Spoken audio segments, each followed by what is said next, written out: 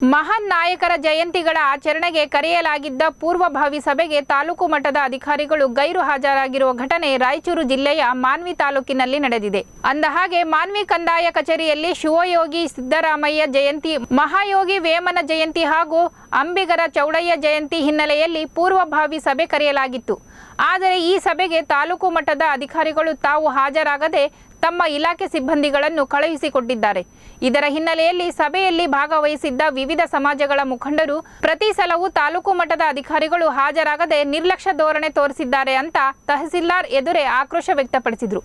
ಈ ಕೂಡಲೇ ಸಭೆಗೆ ಬಾರದ ತಾಲೂಕು ಮಟ್ಟದ ಅಧಿಕಾರಿಗಳ ವಿರುದ್ಧ ಕ್ರಮ ಕೈಗೊಳ್ಳುವಂತೆ ತಹಸೀಲ್ದಾರ್ ರಾಜು ಫಿರಂಗಿಗೆ ಮುಖಂಡರು ಆಗ್ರಹಿಸಿದರು.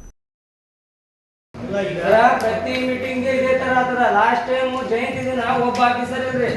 ಲಾಸ್ಟ್ ಟೈಮ್ ನಾವು ಧರಣಿ ಕುಂತಿದ್ವಿ ನಾವು. ಒಬ್ಬ ರೆಸ್ಟ್ ಆಫೀಸರ್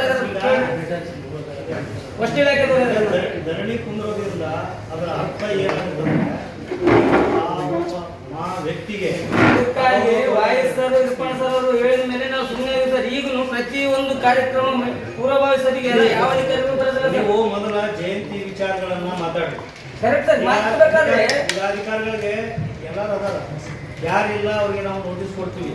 ಸುಮ್ಮನೆ ಇದನ್ನ ಏನೋ ಒಂದು ಇಂಥವೆಲ್ಲ ಪ್ರಶ್ನೆಗಳು ಮಾಡಿ ಏನಪ್ಪ ಅಂದ್ರೆ ಸಭೆಯಲ್ಲಿ ಈ ರೀತಿ ಆಯ್ತು ಅಂತೇಳಿ ಮಾಡ್ಕೊಡೋದ್ರಾಗ ಅರ್ಥ ಇಲ್ಲ. ನಾವು ಎದಕ್ಕೆ ಕೇಳಕತ್ತೀವಿ ಅಂತಂದ್ರೆ ಸರ್, ಪ್ರತಿ ಒಂದು ನೋಡ್ರಿ ಲಾಸ್ಟ್ ಟೈಮ್ 2 ವರ್ಷನಾಗ ಜಯಂತಿಗಳು ಮಾಡಿಲ್ಲ.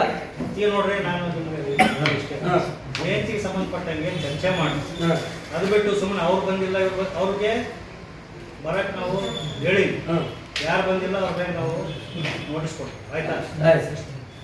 ಈಗ ಅವ್ರು ಬಂದಿಲ್ಲ ಅಂದ್ರೆ ಮೀಟಿಂಗ್ ತೆಗಿತೀರಾ? ನೋಡ್ರಿ, ನಿಮಗೆ ಭಯ ಭಕ್ತಿ ಗೌರವ ಬಂದಿರಿ, ಅವ್ರು ಯಾಕೆ ಬಂದಿಲ್ಲ ಅಂತ ನಾವು ನೋಟಿಸ್ ಕೊಡ್ತೀವಿ.